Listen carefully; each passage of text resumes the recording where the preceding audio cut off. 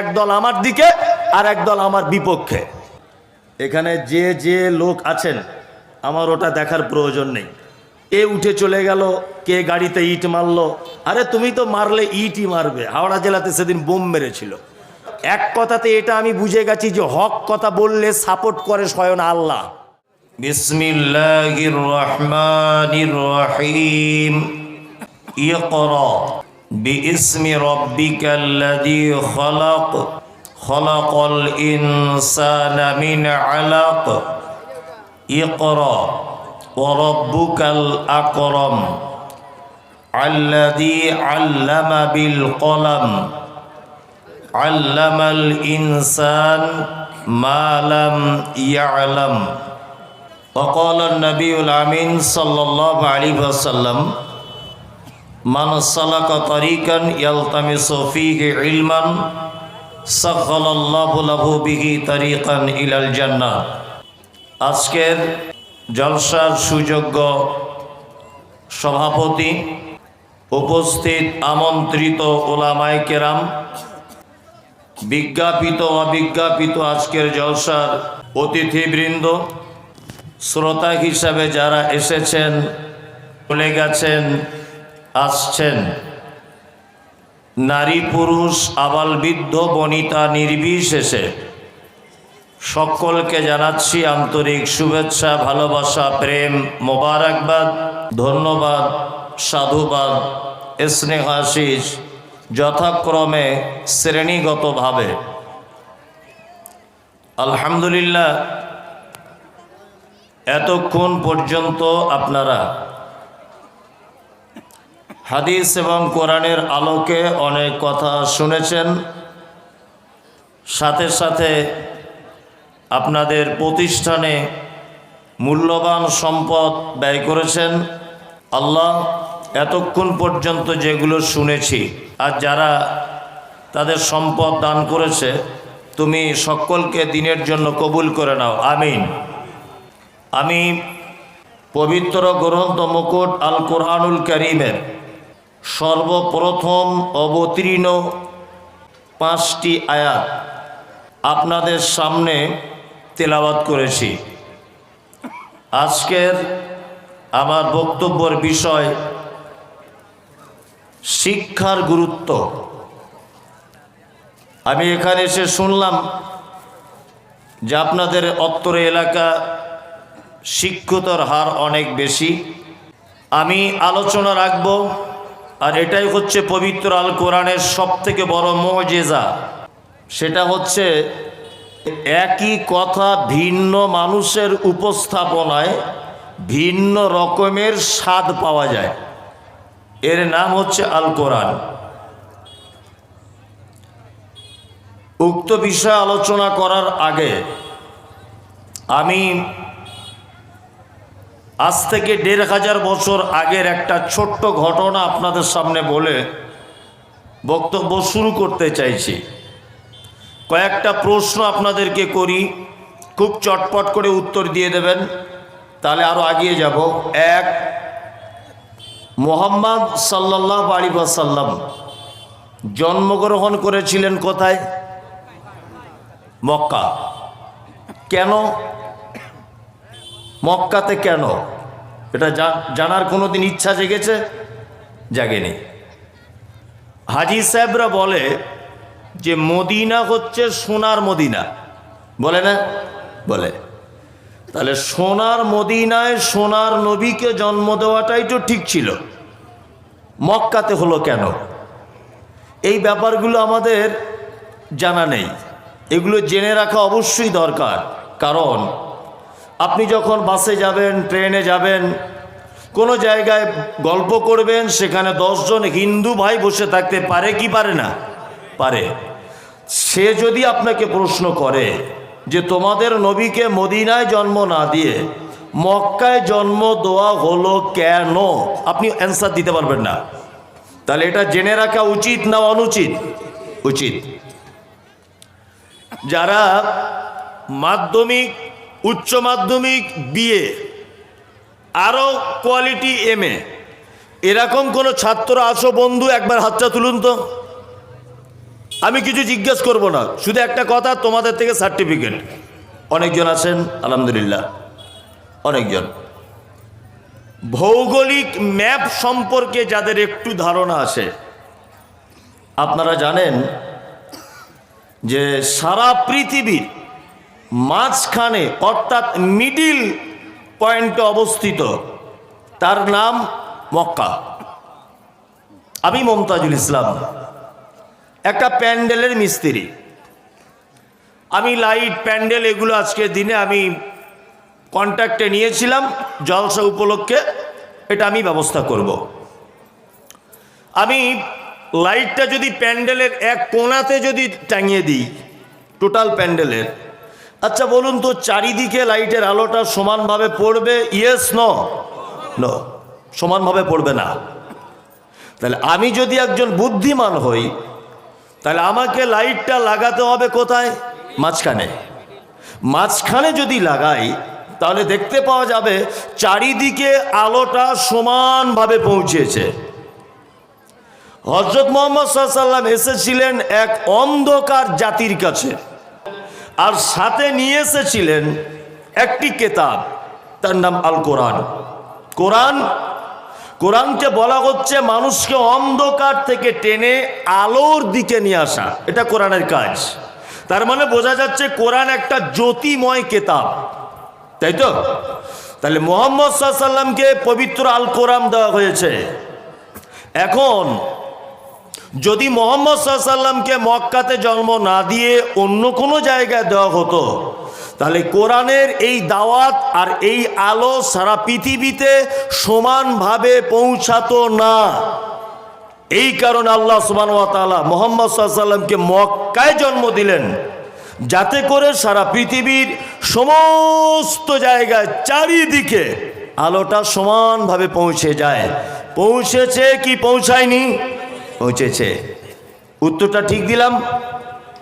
আমরা আলেম ওলামারা বক্তব্য করি, বিশাল কণ্ঠস্বর, ভালো, খুব ভালো আলোচনা করে, ভালো গজল গায়, ভালো বানিয়ে বানিয়ে বলতে পারে। আমি তাদের বিপক্ষে নয়, পক্ষেও নয়। আমি জাস্ট এটা বোঝাতে চাইছি যে আমরা আলেম ওলামারা অনেক সময় মানুষকে এমন কিছু জিনিস আছে যেগুলো বোঝাতে সক্ষম হয়নি। ছোটবেলা থেকে আপনি শুনেছেন যে আল্লাহ নবী সাল্লাল্লাহু আলাইহি ওয়াসাল্লামের আপন চাচা, নাম তার আবু তালিব। বলুন তো লোকটা জান্নাত যাবে না জাহান্নাম? জাহান্নাম, ইয়েস জাহান্নাম। আর জাহান্নামের সাজা কি কারো জানা আছে? হ্যাঁ, দুটি আগুনের জুতো পরিয়ে দেওয়া হবে, তাই না? আচ্ছা, গোটা বডিটা কোথাও আগুন তার টাচ করা হবে না, শুধু পায়ে জুতো পরিয়ে দেওয়া হবে আগুনের। কেন? এটা আপনি কোনোদিন কোনো আলেমকে প্রশ্ন করেছিলেন যে একটা মানুষ জাহান্নামে যাওয়া মানে সে দাউ দাউ করে জ্বলবে, তাই তো? কিন্তু নবীর চাচা তাকে দুটো আগুনের জুতো পরানো হবে, এটা কেন? এই কেনর পিছনে একটা বিশাল বড় কারণ আছে। কারণ হচ্ছে এই যে মুহাম্মদ সাল্লাল্লাহু আলাইহি ওয়াসাল্লামকে ছোটবেলাতে বাচ্চা অবস্থাতে চাচা আবু তালেব কোলে পিঠে করে মানুষ করেছিল। আল্লাহ নবী সাল্লাল্লাহু আলাইহি ওয়াসাল্লাম চাচার যে জায়গাগুলোতে স্পর্শ করেছে, টাচ করেছে, কখনো কাঁধে নিয়েছেন, কখনো কোলে নিয়েছেন, কখনো বুকে জড়িয়ে ধরেছেন, যে যে জায়গাগুলো নবীজি মানুষ করার জন্যে চাচা অঙ্গ প্রত্যঙ্গগুলো ব্যবহার করেছেন, আল্লাহ সুবহানাহু ওয়া তাআলা সেই সম্মানের কারণে চাচার ওই জায়গাগুলোতে আগুন দিবে না, শুধু পায়ে দেওয়া হবে। আমরা আলেম ওলামারা শুধুমাত্র বক্তব্য রাখি মুহাম্মদ সাল্লাল্লাহু আলাইহি ওয়াসাল্লামের 23 বছরের জীবনী। আল্লাহ নবী বেঁচে ছিলেন কত বছর? 63 বছর। আমরা কিন্তু যত ঘটনা বলি, যত কাহিনী বলি, সব কিন্তু 23 বছরে ঘটে যাওয়া কাহিনী। ঠিক বলছি নাকি? 23 বছরে ঘটে যাওয়া কাহিনী। মাঝখানে আর একটা কথা বলে রেখে দিচ্ছি, যারা কোরআন কিনে মাদ্রাসায় দিচ্ছেন, আপনি ওই টাকাটা দিয়ে দেন। কি বললাম বুঝলেন? কোরআন কেনার দরকার নেই, আপনি একই নেকি পেয়ে যাবেন। ওই টাকাটা বরঞ্চ অন্য খাতে ব্যয় করা যাবে, কি বললাম বুঝলেন? জানলা দরজা এগুলো লাগানো যাবে। কোরআন আপনি কিনে দেবেন না কেন? প্রত্যেক বছরে 20-50টা কোরআন এমনিতে জমা হয়ে যায়। যাই হোক, টাকাটা দিয়ে দেন, আর কেউ কোরআন কিনে আনতে হয় না। তা মুহাম্মদ সাল্লাল্লাহু আলাইহি ওয়াসাল্লামের 23 বছরের জীবনী আমরা আলোচনা করি। আচ্ছা বলুন, জন্ম থেকে নিয়ে 40 বছর পর্যন্ত তিনি নবুয়তি পেয়েছেন, তাই তো? তাহলে এই 1 বছর থেকে 40 বছর, এই লং টাইমটার ভিতরে উম্মতে মুহাম্মাদির জন্য কোনো শিক্ষা আছে না নেই? আছে, আছে, মারাত্মক শিক্ষা আছে। কিন্তু আমরা আলেম ওলামারা কেউ বলি না, শুধু এটা বলি নবী ছাগল চড়িয়েছিলেন। হ্যাঁ, কেন যে ছাগল চড়িয়েছিলেন সেটা কোনোদিন কেউ বলেনি। কেন? কেউ আপনাকে বলতে আসেনি। আমি আপনাকে কিছু আশ্চর্য ঘটনা পেশ করছি, এগুলো আপনি জানেন কিন্তু এগুলো আপনাকে মাথায় ঢোকানো হয়নি। নাম্বার 1, মুহাম্মদ সাল্লাল্লাহু আলাইহি ওয়াসাল্লাম যে যুগে জন্মগ্রহণ করেছিলেন যুগটার নাম আইয়ামে জাহেলিয়াত, অর্থাৎ বর্বরতার যুগ। বর্বরতা কত ছিল না, পুরুষ দেখবেন সব সময় নারীকে চায়, রাতের অন্ধকারে তার স্ত্রীকে চায়। প্রতিটা পুরুষের এটা একটা অভ্যাস। প্রতিটা নারী, তার ভিতরে যৌবন আছে, সে নির্জনে একটা পুরুষকে সঙ্গী হিসাবে চায়, চায় না? চায়। কিন্তু মক্কা মদিনাতে আজ থেকে 1500 বছর আগে যখন নবী এসেছিলেন, তখন একটা পুরুষ রাতের বেলা সেক্স করবে। এই সেক্স করার সময় তার বিপরীত লিঙ্গ, অর্থাৎ একজন পুরুষ তার নারী সঙ্গিনীটা স্ত্রী হতে হবে, এটা কোনো মানে ছিল না। তার মাও হতে পারে, তার বোনও হতে পারে, তার ফুপুও হতে পারে। এক কথায় পুরুষ তার ফুপুকে নিয়ে রাত কাটাতো, পুরুষ তার বেটির সঙ্গে রাত্রে ব্যভিচার করত। এর নাম আইয়ামে জাহেলিয়াত। আইয়ামে জাহেলিয়াতে ছিল সব থেকে বড় পাপ 4টে। কটা? 4টে। দেখুন, আমার বক্তব্য শুনলে সুর পাবেন না, আমার বক্তব্য শুনলে মজা লাগবে না, তবে আমার কথাগুলো আপনাকে পাল্লাতে ওজন করার জন্য বিনীত অনুরোধ থাকলো। এক নম্বরে পাপ ছিল মক্কার সব থেকে বড় পাপ, তার নাম মদ পান। 2, তারপরে সব থেকে বড় পাপ ছিল ব্যভিচার। তারপরে সব থেকে বড় পাপ ছিল সুদ। তারপরে সব থেকে বড় পাপ ছিল যে পাপের নাম গোত্তরীয় ঝামেলা। এক বংশের লোক আর এক বংশের সঙ্গে মারামারি ঝগড়া লেগে যেত। ইতিহাস স্বর্ণোজ্জ্বল অক্ষরে তার প্রমাণ রেখে দিয়েছে। আওস আর খাজরাত, এই দুটি গোত্র একটা উটকে পানি পান পড়ানোকে কেন্দ্র করে 100 বছর যাবৎ যুদ্ধ চালিয়েছে। কত বছর? 100 বছর। এই অন্ধকারে নিমজ্জিত জাতিকে আলোর দিকে টেনে আনার জন্যে মুহাম্মদ সাল্লাল্লাহু আলাইহি ওয়াসাল্লাম তখন নবী হননি, একটা সংগঠন তৈরি করেছিলেন। কি করে সুদ মুক্ত সমাজ গড়া যায়, কি করে ব্যভিচারকে সমাজ থেকে উচ্ছেদ করা যায়, কি করে গোত্তরীয় ঝামেলা সমাজ থেকে উচ্ছেদ করা যায়, এই সমাজকে আলোর দিকে আনার জন্য একটা সংগঠন তৈরি করেছিলেন। সেই সংগঠনটার নাম হচ্ছে হিলফুল ফুজুল। যারা ইসলামের ইতিহাস জানেন আপনারা অবশ্যই জানেন, হিলফুল ফুজুল বলে একটা সংগঠন তৈরি করেছিলেন মুহাম্মদ সাল্লাল্লাহু আলাইহি ওয়াসাল্লাম। কাদেরকে নিয়ে তৈরি করেছিলেন? যুবকদেরকে নিয়ে। আর এই হিলফুল ফুজুল সংগঠনের মাধ্যম দিয়ে সমাজ পরিবর্তন করতে চেয়েছিলেন। আর এরই মাঝখানে মক্কা থেকে 7-8 কিলোমিটার দূরে গারে হীরা, জাবালে নূর, এই পাহাড়ের একেবারে উপরে একটা গুহাতে তিনি আল্লাহর ধ্যানে মগ্ন ছিলেন। হঠাৎ করে জিবরিল এলেন। জিবরিল এসে বললেন, ইকরা, নবী আপনি পড়ুন।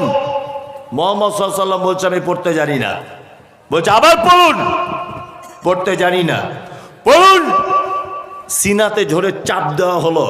তখন মুহাম্মদ সাল্লাল্লাহু আলাইহি ওয়াসাল্লাম বলছেন, ইকরা বিইসমি রাব্বিকাল্লাযী খলাক। 5টি আয়াত অবতীর্ণ হলো। বলুন, মক্কায় কটা পাপ ছিল সব থেকে বড়? 4টা। তাহলে আয়াত যদি অবতীর্ণ হয়, তাহলে সুদের ব্যাপারে আয়াত অবতীর্ণ হওয়া দরকার ছিল কি ছিল না? ছিল। ব্যভিচারের বিরুদ্ধে আয়াত অবতীর্ণ হওয়ার দরকার ছিল কি ছিল না? ছিল। কিন্তু আল্লাহ সুবহানাহু ওয়া তাআলা ব্যভিচারকে নাকচ করে দিলেন, সুদকে নাকচ করে দিলেন, গোত্রীয় ঝামেলাকে নাকচ করে দিলেন, মদকে নাকচ করে দিলেন। সর্বপ্রথম মুহাম্মদ সাল্লাল্লাহু আলাইহি ওয়াসাল্লামকে গারে হিরাতে ডেকে নিয়ে বলছেন, নবী ইকরা, আপনি প্রথমে পড়াশুনো করুন। তার মানে বোঝা যায় আল্লাহ নবীকে বলতে চেয়েছেন, নবী আপনি হিলফুল ফুজুল এই সংগঠনের মাধ্যমে জাতিকে পরিবর্তন করার চেষ্টা করছেন, কিন্তু আপনি লেখাপড়া জানেন না, নিরক্ষর লোক। আপনি যদি একটা জাতিকে পরিবর্তন যদি করতে চান, সর্বপ্রথম আপনাকে লেখাপড়া ওয়ালা লোক হতে হবে। তার মানে অত্র ঘটনা থেকে এটা শিক্ষা পাওয়া যায়, একটা জাতিকে, একটা গ্রামকে, একটা সংসদকে, একটা ইউনিয়নকে, একটা অঞ্চলকে পরিবর্তন করতে গেলে সর্বপ্রথম দুটো জিনিসের প্রয়োজন। এক, যুবকদেরকে কাজে লাগাতে হবে প্রত্যেক জায়গায়। দুই, শিক্ষিত মানুষদের কদর করতে হবে প্রতিটা জায়গায়। তাছাড়া কোশ্চিনকালে কোনো দিন এই সমাজ পরিবর্তন হওয়া সম্ভব কি নয়। আজকে সমাজ টোটাল উল্টো দিকে। সরকারি যারা চাকরি করেন, বাস্তব কিছু চিত্র তুলে ধরছি, কেউ রাগ করলে করতেও পারেন, আমার কিছু যায় আসে না, কারণ আপনার রাগ আমার কিচ্ছু যায় আসে না। আর আমি বক্তব্য যেখানেই রেখেছি সেখানেই দেখেছি মানুষ দু দলে বিভক্ত হয়ে গেছে, এক দল আমার দিকে আর এক দল আমার বিপক্ষে। আমি যেখানেই দল ভাগ হয়ে গেছে সেখানেই বুঝতে পেরেছি আমার বক্তব্যে কাজ হয়েছে। কি বললাম বুঝলেন? হুজুর বক্তব্য দিতে দিতে বলছে এটাও চলবে ওটাও চলবে, দুটোই ভালো। আমি এটা বলি না, আমি বলি এটা চলবে না, এটা চলবে। কি বললাম বুঝলেন? এটা চলবে না, এটা চলবে। অথচ হুজুর মিথ্যা কথা বলছে বাজার ভালো করার জন্য, বলছে তোমারটাও ঠিক আমারটাও ঠিক, দুটো ঠিক হয় কি করে? বদমাইশির জায়গা পাও না, দুটো ঠিক হয় কি করে? চলুন, সমাজের একটা নিয়ম পদ্ধতি আছে জানেন। সরকারি নিয়ম হচ্ছে 60 বছর বয়স হয়ে গেলে চাকরি চলে যায়, আর থাকে না, থাকে ও রিটায়ার হয়ে যায়, তাই না? তার মানে সরকারি বুদ্ধিজীবী মঞ্চ তারা জানে যে 60 বছর লোকটার বয়স হয়ে গেছে মানে তার বুদ্ধি কমে গেছে। তুই বাবা এক কাজ কর, তুই বাড়ি চলে যা, অর্ধেক বেতন দেবো, বাড়িতে বসে বসে খা, তবুও ভালো। স্কুলে এসে আমার স্কুলটা সর্বনাশ করিস না, কারণ তোর বুদ্ধি কমে গেছে, তাই তো? চাকরি রিটায়ার হয় 60 বছরে হয়। আর আমরা সমাজ এত বড় বোকা, মোবাইল লাইট অফ করো, সমাজ এত বড় বোকা, ওই 60 বছরে বুদ্ধি কমে যাওয়া লোকটাকে গ্রামের সবাই মিলে ধরে বলছে, চাচা তুমি মাদ্রাসার সেক্রেটারি হও,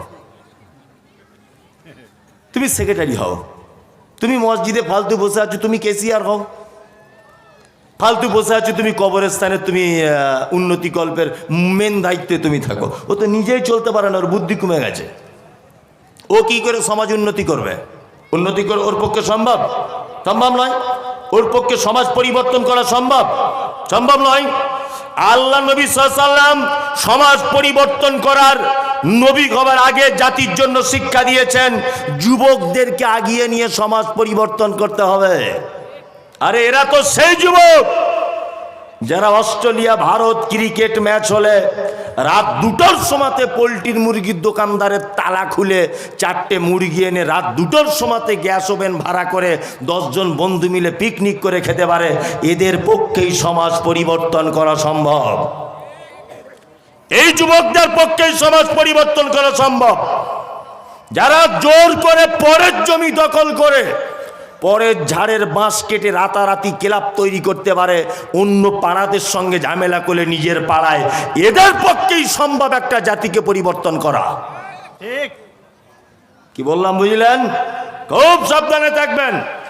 যত দায়িত্বর পদে আছে বয়স্ক মানুষগুলো, আপনি আমাকে গাল দিলে সামনাসামনি দেন। আপনার কাছে বিনীত অনুরোধ, আপনি খাতাপত্র জমা দিয়ে আপনার বেটাকে দায়িত্ব দেন, আপনার বেটা ইয়াং, ওর দ্বারাতে মাদ্রাসা মসজিদের পরিবর্তন আসবে, ওর দ্বারাতে জলসার পরিবর্তন আসবে। আপনি তো নিজেই চোখে কম দেখেন, আপনি জাতিকে আলো দেখাবেন কি করে? আপনার তো বয়স হয়ে গেছে। দুটো কথা আপনাকে বলে দিলাম। তারপরে বলা হচ্ছে শিক্ষা। শিক্ষিত মানুষ দিয়ে জাতিকে পরিবর্তন করা কি লাগবে? বক্তব্যের বিষয় আমার শিক্ষার মর্যাদা। আমার কথা ভালো না লাগলেও আপনাকে বসে থাকা লাগবে, বসে থাকলে নেকি পাবেন, এতটুকু আপনার লাভ। কি বললাম বুঝলেন না? আপনার ভালো না লাগলেও যদি বসে থাকেন নেকি পেয়ে যাবেন। এক, প্রথমে বলে রাখছি, শিক্ষা আর বিদ্যা এই দুটো জিনিস এক না আলাদা? কথা বলুন।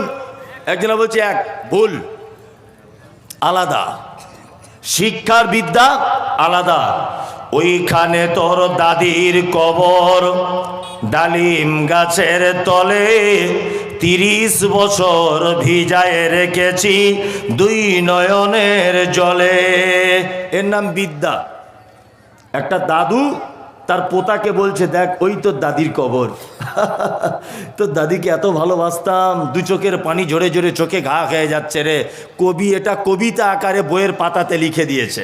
বলুন তো দেখি, ওর দাদির কবর, এটা আমার পড়ে কোনো উপকার আছে? তোর দাদির কবর তো আমার বাপের, কি কোনো উপকার আছে? নাই। অজয়ের ভাঙনেতে করে বাড়ি ভঙ্গ, তবু নীতি নীতি ঘেরি নব নব রঙ্গ।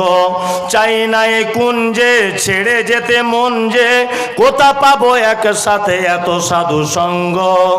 কুমুদরঞ্জন মল্লিকের লেখা, যাকে পল্লী কবি বলা হয়। কুমুদরঞ্জন মল্লিকের বাড়ি বর্ধমান জেলায় অজয় নদীর পাড়ে। তা ও বলছে কবিতার আকারে প্রকাশ করে যে অজয় নদীতে প্রত্যেক বছরে নদীর বান আসে, আমার ঘর বাড়ি সব ভেঙে যায়। চায় না এই কুঞ্জে ছেড়ে যেতে মন যে, কোথা পাবো একসাথে এত সাধু সঙ্গ। তারপরেও আমার গ্রাম ছেড়ে আমাকে যেতে ইচ্ছা করে না কোথাও।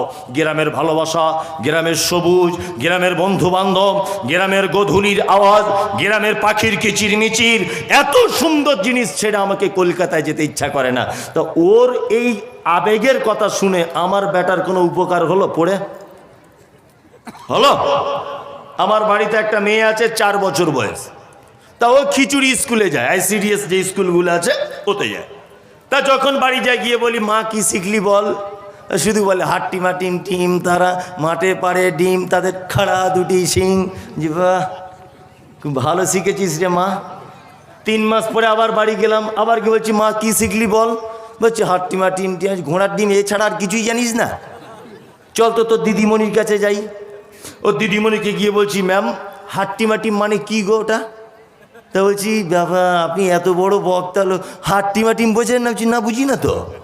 বলছি ওই হাট্টিমা টিম টিম, ওই তারা মাঠে পাড়ে ডিম, খাড়া 2টি শিং। আচ্ছা ঘোড়ার ডিম তুমিও বোঝো না? তুমি পড়াতে হয় বলে পড়াও। বলুন, একটা পাখি নাম তার হাট্টিমা টিম, তাদের উপরে 2টো শিং আছে, তারা ডিম পাড়ে, এটাই তো বোঝাতে চাইছে। তা এই ডিম পাড়ে 2টো শিং আছে, এতে কোনো উপকার আমার হয়েছে? কোনো উপকার নেই। এর নাম বিদ্যা। বিদ্যা হলো সেটা যেটা মানুষ তার মনের মেমোরিতে জায়গা দেয়, কিন্তু তার কারণে নিজস্ব কোনো শারীরিক পরিস্থিতিতে কোনো উপকার করে না। এর নাম বিদ্যা। শিক্ষা কার নাম?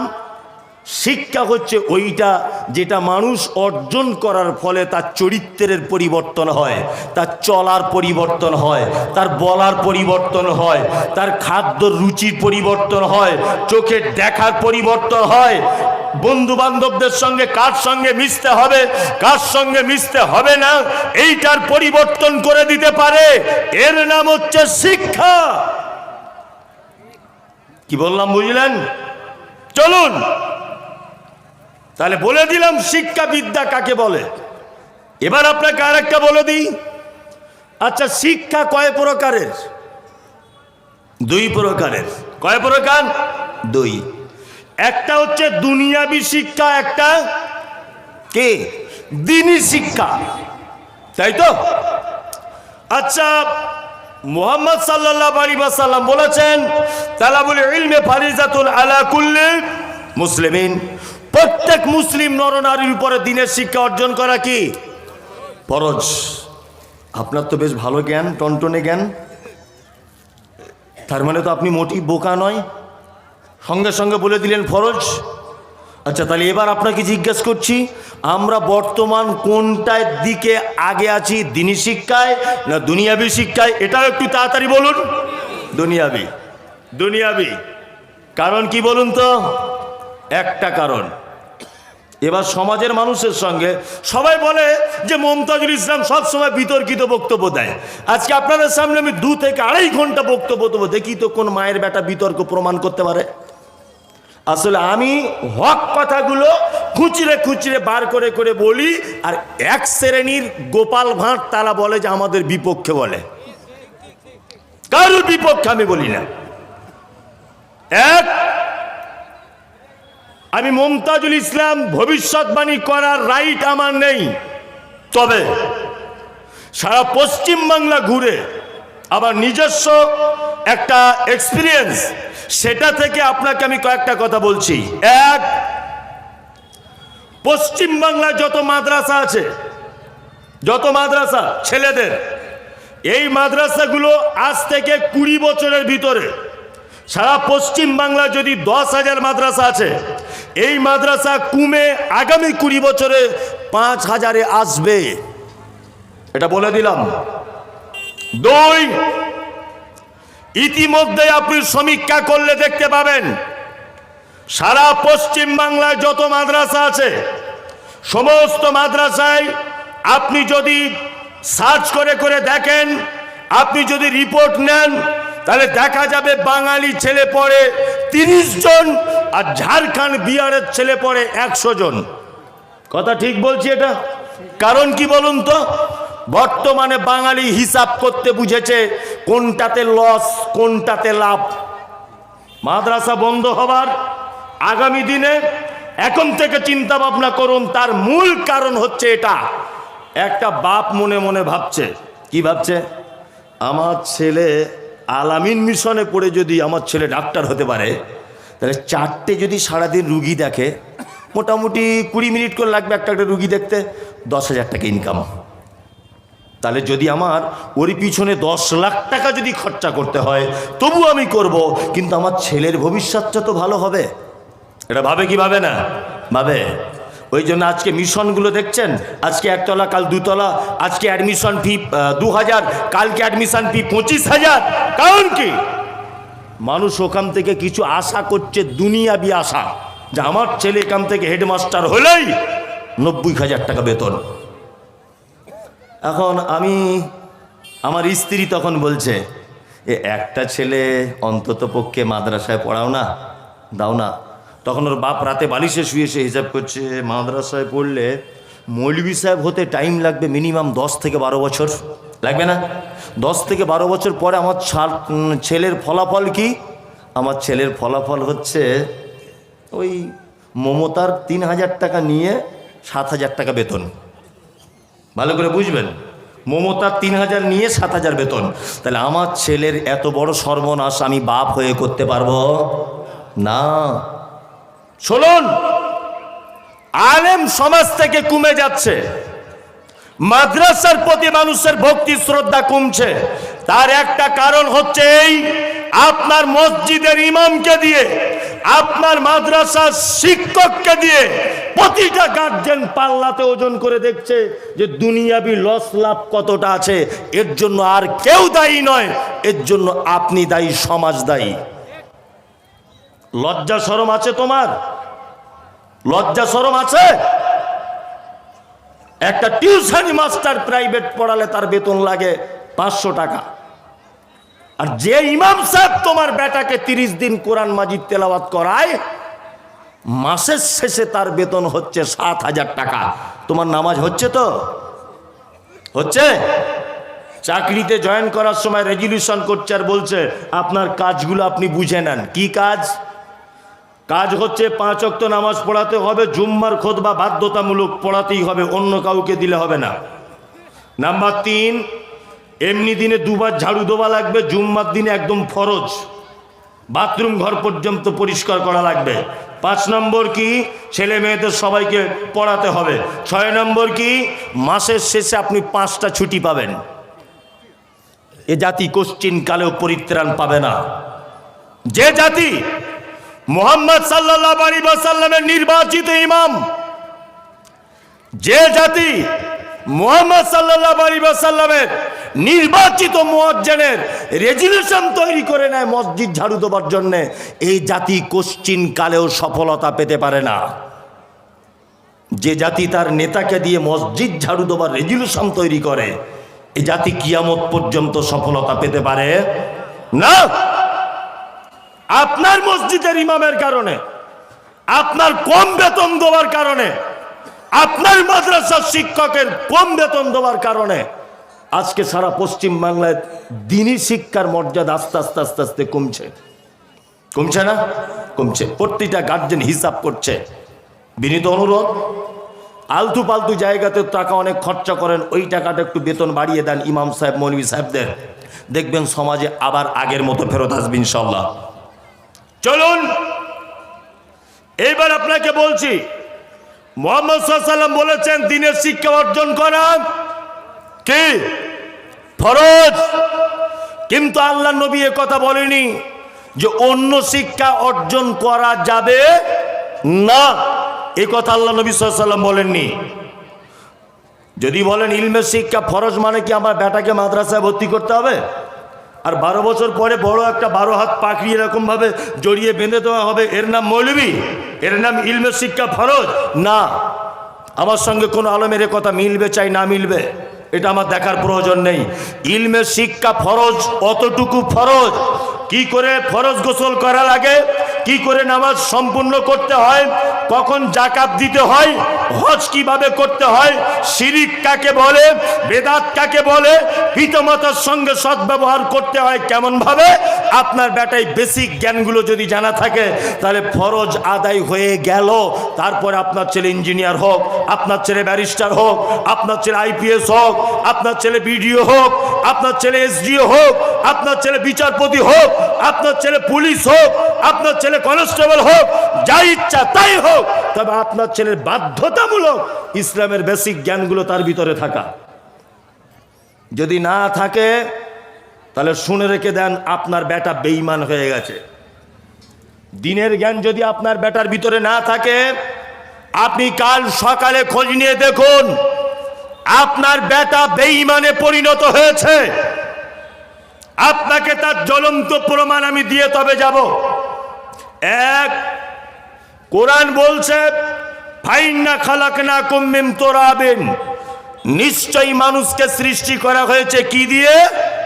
মাটি দিয়ে। কি দিয়ে? কথা বলুন, কি দিয়ে? মাটি দিয়ে। এটা কে বলছে? আল্লাহ।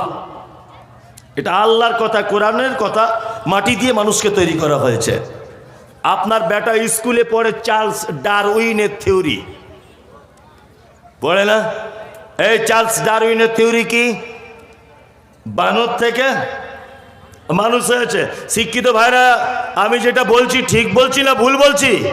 ঠিক ঠিক, বানর থেকে মানুষ হয়েছে। আমি মনে মনে ভাবি যে এটা হেডমাস্টার পড়ায় কি করে, এটা পড়ায় কি করে, বা সহকারী শিক্ষক ছাত্রকে বলে কি করে যে বানর থেকে মানুষ হয়েছে? হেডমাস্টারের ঘরে দেখছি একটা ক্যালেন্ডার রাখা আছে, সেই ক্যালেন্ডারে দেখবেন ছবি আঁকা আছে। ডাক্তার বাবুদের চেম্বারেও থাকে, একটা লোক এইরাম করে আছে, আরেকটা লোক এইরাম, তারপরে একজন গড়িয়ালের মতো, তারপরে একজন একটা লোক আছে হাফ প্যান্ট পরা, তারপরে একটা লোক বিবর্তন হতে হতে হতে হতে বিবর্তন হতে হতে কি হয়েছে? মানুষ, কমপ্লিট মানুষ। এটা স্কুলে পড়ানো হয়, হয় কি হয় না? ছবি সহকারে বাচ্চাকে দেখানো হয় না? হয়।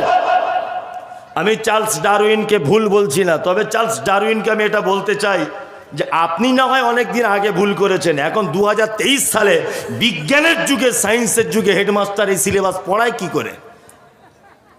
এর কি বুদ্ধি একদমই নাই? হ্যাঁ, আচ্ছা, আমি মমতাজুল ইসলাম, আমার বাড়িতে একটা দেশি গরু আছে, দেশি গরু। আচ্ছা, আমি যদি কোনো পশু চিকিৎসককে যদি বলি যে ভাই আমার একটা জার্সি গরুর বাছুর দরকার, আচ্ছা বলুন তো দেশি গরুর পেট থেকে জার্সি গরুর বাছুর এটা হওয়া সম্ভব না অসম্ভব? সম্ভব, ইয়েস সম্ভব। কারণ ওর ভিতরে টোটাল গরু তৈরি হবার মেশিন পার্টস ফিট করা আছে। আমি যদি ডাক্তারকে বলি একটা অস্ট্রেলিয়ান গরু আমার চাই, তাই হবে। যদি বলি একটা ভিয়েতনামি গরু চাই, তাই হবে, তাই না?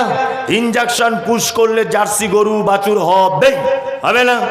আমি যদি ডাক্তারকে বলি ডাক্তারবাবু হরিণ তো কিনতে পাওয়া যায় না, তা আমার মেয়ে খুব হরিণ ভালোবাসে, আমার গরুর পেট থেকে একটা হরিণের ইনজেকশন দেন তো, হরিণ হয় কি দেখি। আচ্ছা হরিণের ইনজেকশন দেওয়া হলো, বলুন তো কিয়ামত পর্যন্ত এটা সম্ভব না অসম্ভব? জোরে বলুন, অসম্ভব।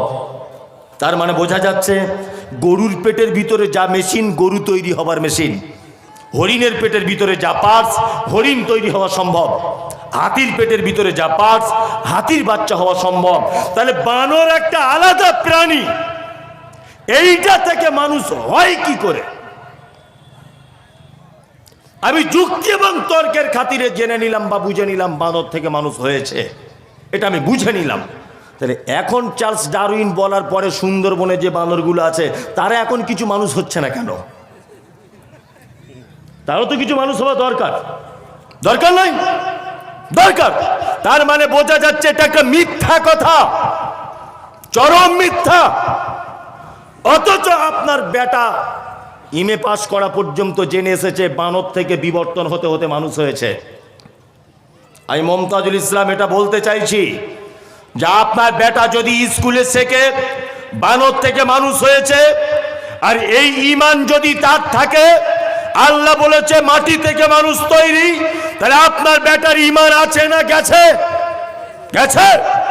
ওই জন্য আমি আপনাকে বলেছি দ্বীনের নবী বলেছেন ইলমে শিক্ষা অর্জন করা ফরজ। আপনার বেটা একদিকে যেমন শিখবে চার্লস ডারউইনের থিওরি, আর একদিকে শিখবে মুহাম্মদুর রাসূলুল্লাহ সাল্লাল্লাহু আলাইহি ওয়াসাল্লামের দেখানো দিন, আর একদিকে শিখবে আপনার বেটা পবিত্র আল কোরআনের আয়াতের বাংলা অনুবাদ। তাহলে সামঞ্জস্যতা পূরণ থাকবে। স্কুলে পড়ানো হচ্ছে ওর নাম যিশু, কোরআন কি বলছে?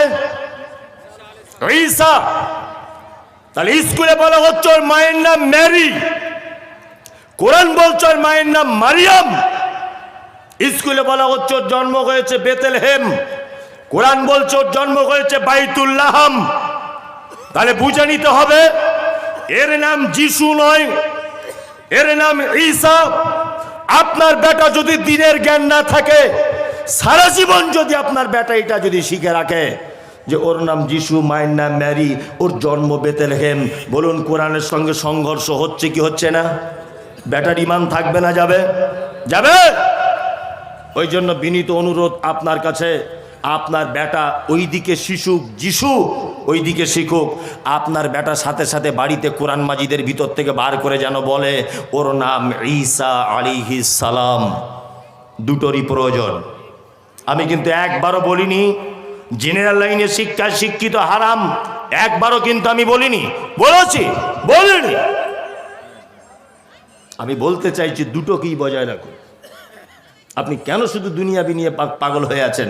আপনি মাদ্রাসার শিক্ষা অর্থাৎ দিনের শিক্ষার দিকে আপনার বেটাকে একটু আগিয়ে নিয়ে যান। চলুন, তাহলে দুটো শিক্ষা আপনাকে ডিফারেন্স করে দেখালাম, একটা দুনিয়াবি শিক্ষা আর একটা দিনী শিক্ষা।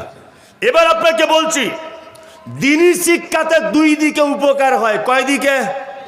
দুই দিকে।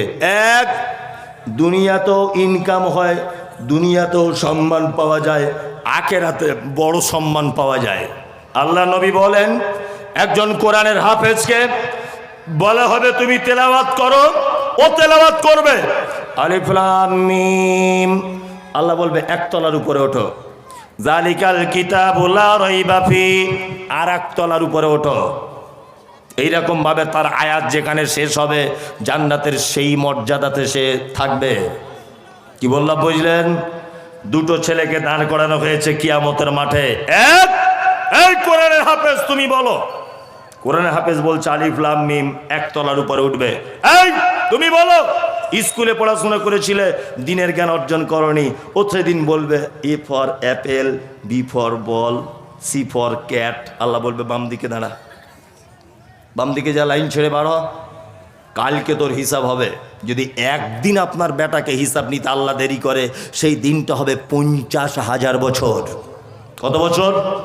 50,000 বছর। চলুন, শিক্ষিত মানুষদের মর্যাদা আল্লাহ তাআলা কেমন করে দিয়েছেন।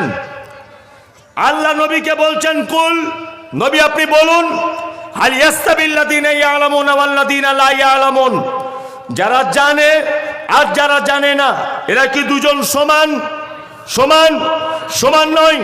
তার মানে আল্লাহ তাআলা অত্র আয়াতে শিক্ষিত মানুষদের ব্যাপারে বলতে গিয়ে বলেছেন যারা জানে তারা উত্তম, যারা জানে না তারা অনুত্তম। বর্তমান শিক্ষিত মানুষদের মর্যাদা আছে? আছে? নাই। দৃষ্টান্ত একটা পেশ করি। আমি মমতাজুল ইসলাম, এক কলম লেখাপড়া জানি না, গণ্ডমূর্খ যাকে বলে। গ্রামে কালকে ভোট, আমি ভোটে দাঁড়িয়েছি তৃণমূল পার্টি থেকে। আর এই যে হাফেজ সাহেব বসে আছে, এ বিশাল শিক্ষিত লোক, মানে MBBS ডাক্তার বলতে পারেন ছেলেটা। ও দাঁড়িয়েছে নির্দল থেকে, আর আমি তৃণমূল রানিং পার্টি থেকে দাঁড়িয়েছি। বলুন তো যেদিন ভোটের রেজাল্ট বার হবে জিতবে কে? জিতবো আমি, গণ্ডমূর্খ। আমাকে পাঠানো হলো কোথায়? পার্লামেন্টে, বা আপনার নবান্নে পাঠিয়ে দেওয়া হয়েছে। রাজ্যসভায় কি সদস্য করে নবান্নে পাঠানো হয়েছে। ধরে নেন যুক্তি তর্কের খাতিরে মুখ্যমন্ত্রী বিল পাস করছে, দক্ষিণ দিনাজপুরে যত মসজিদ আছে সব আজান বন্ধ করে দিতে হবে। এই MLA-রা সব সই করো। নিয়ে সবাই সই করতে করতে, আমি মমতাজুল ইসলাম আপনাদের MLA, আমি তো লেখাপড়া জানি না, ইংলিশে লেখা আছে, ফটাম করে সই করে দিলাম। সোশ্যাল মিডিয়াতে ভাইরাল যে মসজিদ আজান বন্ধ করা হবে, মমতাজুল ইসলাম সই করে দিয়ে এসেছে। আচ্ছা বলুন, আমি যখন সই করে দিয়ে এসেছি, আমার বিপক্ষে রাস্তা অবরোধ করা পদক্ষেপ আপনারা নেবেন কি নেবেন না? কারা কারা নেবেন হাত তুলুন তো, তুলুন। সবাই নেবেন আপনারা আমার বিপক্ষে। আমি মমতাজুল ইসলাম বলছি, আমার 10 পয়সাও দোষ নাই, দোষ আপনার। আপনি আমার মতো একটা রাখালকে কেন পার্লামেন্ট পর্যন্ত পৌঁছালেন? আমার মতো একটা গণ্ডমূর্খ অশিক্ষিত লোককে, নালায়েক চোর বাটপারকে কেন আপনি নবান্ন পর্যন্ত পাঠালেন? কেন? তার মানে বোঝা যায় সরকারি যত জায়গাতে মুসলিম নেতা মন্ত্রীরা ভুল ভ্রান্তি যা কিছু করছে, এর জন্য তারা কেউ দায়ী নয়, এর জন্য ঠাকুর তুমি দায়ী। বোতাম টেপার সময় হুঁশ করে টিপতে হয় না যে আমি কোন গরুকে ভোট দিচ্ছি? হ্যাঁ, আপনার বাপ দাদা 14 পুরুষ আপনাকে কেউ কিনে রেখেছে যে সারা জীবন একটা লোককে ভোট দিয়ে যাব আর অরাজকতা হতে থাকবে? আপনি যদি গোপনে কাউকে পরিবর্তন করে দেন, কেউ দেখতে আসবে? বিনীত অনুরোধ, আমি রাজনৈতিক লোক নয়, শিক্ষার মান বোঝাতে গিয়ে এটা বললাম। রাজনৈতিক থেকে শুরু করে গ্রামের মসজিদ পর্যন্ত, নবান্ন থেকে শুরু করে গ্রামের মসজিদ পর্যন্ত প্রতিটা জায়গায় শিক্ষিত মানুষদের অপমান করা হয়েছে। এই কারণে জাতির আজকে এই অবস্থা। সব জায়গাতে দেখছেন না মুসলমানদের পাছাতে লাথি মারছে, মারছে না? কারণ কি? কারণ হচ্ছে এক, উচ্চ শিক্ষিত মানুষদের আমরা উপর পর্যন্ত যাওয়ার সুযোগ দিইনি। তাই কি বললাম বুঝলেন? সারা জীবন চোর আর গুন্ডাদেরকে উপর মহলে পাঠিয়েছি, এদের থেকে জাতির কোনো উপকার হবে না। আপনি পার্লামেন্ট দূরের কথা, গ্রামের মসজিদের দিকে তাকান, শিক্ষিত মানুষ নামাজ পড়ে বাড়ি চলে যায়। গ্রামের মোড়ল টাকা বেশি আছে যার, সে মোড়ল হবে। সেক্রেটারি কে হবে? হ্যাঁ, লটারিতে 1 কোটি টাকা পেয়েছে, ফুলে মুগুর হয়ে বসে আছে, বিশাল বাড়ি করেছে, সঙ্গে সঙ্গে হার্ডওয়ার্সের ব্যবসা শুরু করে দিয়েছে, 4-5 বিঘে রাস্তার ধারে জমি কিনে নিয়েছে, বলছে তুমি সেক্রেটারি হও। জীবনে হারামখোর নামাজ পড়ে না। ঠিক বলছি না ভুল বলছি? জীবনেও নামাজ পড়ে না, দিনে 4 বার করে দাড়ি চাচ্ছে। আছে না নেই? কথা বাস্তব বলছি না অবাস্তব? চলুন আল্লাহ সুবহানাহু ওয়া তাআলার ভাষা শুনুন। এবার আপনার আত্মায় গিয়ে ঘা লাগবে আমার এই কথা। যদি কারো রাগ হয়ে থাকে, আপনি আমার দিনী ভাই, আল্লাহর কসম করে বলছে আপনাকে আমি চিনি না। আপনারা সোশ্যাল মিডিয়াতে আমাকে সবাই চেনেন, আমি কিন্তু আপনাদের চিনি না।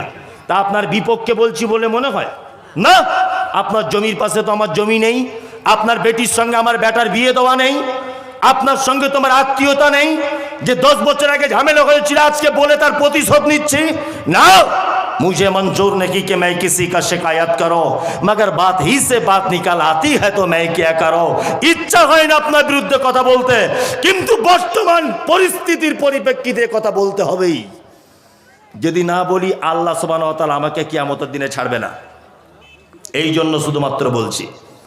আল্লাহ তাআলা বলছেন, এই দিকে শুনুন, কুল নবী আপনি বলুন, আল ইয়াস্তাবিল লাযিনা ইয়ালামুন, কুল আল ইয়াস্তাবিল আ'মা ওয়াল বাসীর ওয়াজ-যুলুমাতু ওয়ান-নূর।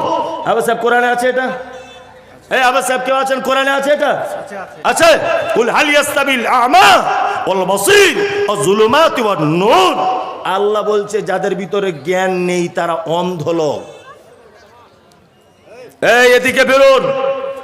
আল্লাহ বলছে যাদের ভিতরে দ্বীনের জ্ঞান নেই এরা অন্ধ লোক, যাদের ভিতরে দ্বীনের জ্ঞান আছে এরা চোখওয়ালা লোক। আমি মুমতাজুল ইসলাম 2 চোখে দেখতে পাই না।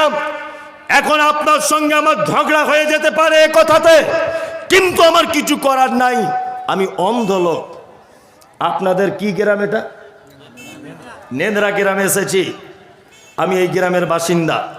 আমার হাতে একটা 5 ব্যাটারি লাইট দেওয়া হলো, দিয়ে আমাকে বলা হচ্ছে হাফেজ সাহেবকে একটু এই মেন রোড পর্যন্ত পৌঁছে দেন তো মমতাজুল ভাই। আমি অন্ধ, আমার হাতে যদি লাইট দেওয়া হয় তা আমি এই লোকটাকে রাস্তা দেখাতে পারবো কি পারবো না? কথা বলুন। পারবো না। সারা পশ্চিম বাংলার মাদ্রাসাগুলো গরুর গাড়ির মতো ধিক ধিক ধিক ধিক এরকম করে চলছে, আর মিশনগুলো আজকে 1 তলা কাল 2 তলা। কারণ কি জানেন? মিশনগুলো যারা পরিচালনা করে তারা হচ্ছে জেনারেল, খুব ভালো শিক্ষিত লোক, ওই লাইনেরই ছাত্র তারা। আর আমাদের মাদ্রাসাগুলো আরবি শিক্ষায় শিক্ষিত হয় বেশিরভাগ, তাই না? আরবি বেশি পড়ানো হয়। তার মানে এই মাদ্রাসা যারা পরিচালনা করবে এদেরকে আলেম হতে হবে, এদেরকে দ্বীনের জ্ঞান থাকতে হবে। মাদ্রাসা থেকে দ্বীনের জ্ঞান ছড়ায়, তাই তো? এখান থেকে আলো ছড়ায় না? আল্লাহ কি বলছে? যাদের ভিতরে দ্বীনের জ্ঞান নেই এরা অন্ধ। তা অন্ধ লোকের হাতে যদি আমরা মাদ্রাসা নামক লাইট এটা যদি ধরিয়ে দিই, এই জাতি কোশ্চিন কালো এর থেকে কোনো ফল পাবে? পাবে না।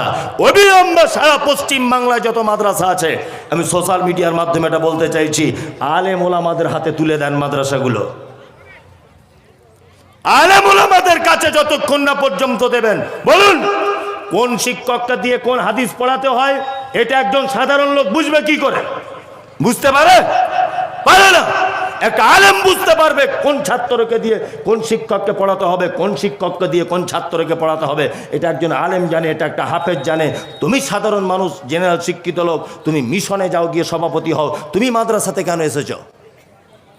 তুমি কেন মাদ্রাসায় এসেছো?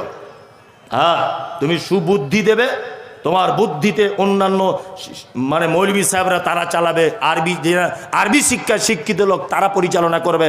আপনি গ্রামের জ্ঞানী মানুষ হিসাবে শুধু বুদ্ধি দিতে থাকুন। কি বললাম বুঝলেন? আর এতক্ষণ পর্যন্ত আপনাদের শিক্ষা সম্পর্কে অনেক কথা বললাম, 11টা বাজে। এইবার আপনাদেরকে আমি আর একটু ব্যাক লাইনে গিয়ে আর একটা কথা বলে দিব। এক, পবিত্র আল কোরআনে শিক্ষিত মানুষদের মর্যাদা দিয়েছেন কে? কে? আল্লাহ। মুহাম্মদ সাল্লাল্লাহু আলাইহি ওয়াসাল্লাম শিক্ষিত মানুষদের মর্যাদা কত দিয়েছেন? ওরে মানুষের কথা বাদই দেন, আল্লাহ নবী শিক্ষিতদের কত মর্যাদা দিয়েছেন দেখুন। বলুন, বাড়িতে কুকুর পোষা জায়েজ না না জায়েজ? না জায়েজ। আচ্ছা, যারা বলছে না জায়েজ এরাও ভুল বলেনি, যারা বলছে জায়েজ ওরাও ভুল বলেনি। কুকুর বাড়িতে যদি কেউ ইচ্ছা করে যদি পোষে, তাহলে প্রত্যেক দিন তার আমল নামা থেকে 2 উহুদ পাহাড়ের সমান নেকি মাইনাস করে দেওয়া হবে।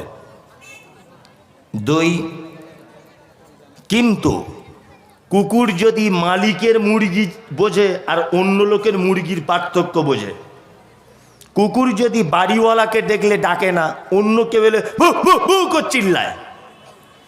কি বললাম বুঝলেন? এই রকম কুকুর যদি ট্রেনিং দেওয়া হয় তাকে, এক কথায় তাকে যদি শিক্ষা দেওয়া হয়, তাহলে এই রকম কুকুর আপনি প্রয়োজনে বাড়িতে আপনার ধানের খামার, আপনার গোয়ালের গরু, আপনার বাড়ি, আপনার বিজনেস রক্ষা করার জন্যে চৌকিদার হিসাবে তাকে রাখতে পারেন। তার মানে মুহাম্মদ সাল্লাল্লাহু আলাইহি ওয়াসাল্লাম শিক্ষিত কুকুরকে পর্যন্ত মর্যাদা দিয়েছেন। কথাটা কত দামি একবার পাল্লাতে তুলে ওজন করুন। মুহাম্মদ সাল্লাল্লাহু আলাইহি ওয়াসাল্লাম শিক্ষিত কুকুরকে পর্যন্ত মর্যাদা দিয়েছেন। মানুষ তো দূরের কথা, চলুন আল্লাহ শিক্ষিতদের কত মর্যাদা দিয়েছেন। আপনারা যারা জেনারেল শিক্ষিত ভাই, আপনারা জানেন। এবার একটা চমৎকার কথা বলতে যাচ্ছি।